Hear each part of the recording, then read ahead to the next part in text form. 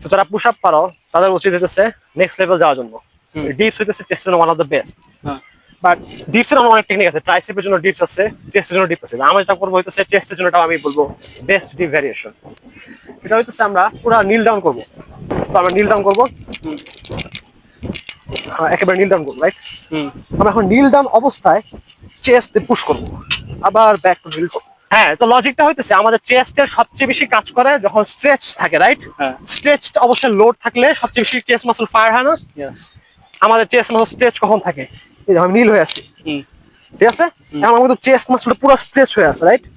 এইখান থেকে যে পুশটা দিব, এটা পুরো চেস্ট ফাইবার গুলো আছে, মাসল ফাইবার, ওরা টেয়ার করবে এবং মাসল গুলো গ্রো হতে হেল্প টিয়ার করবে, মানে ছিঁড়ে যাবে। ইয়া, এটা প্রচুর ফোর্স চেস্টে।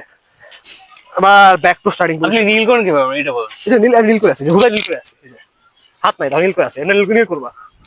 দুইটা হাত এদিকে রাখবা। উঠবো কিভাবে? দুইটা হাত এদিকে রাখলা, রাখার পর পুশ করবা। ও এটা কিসের জন্য? চেস্টের জন্য? চেস্ট, এটা আলটিমেট চেস্ট। এটার উপর চেস্ট এক্সারসাইজ। এটা রেঞ্জ অফ মোশন দেখছো? চেস্টের রেঞ্জ অফ মোশন দেখছো তুমি? হ্যাঁ,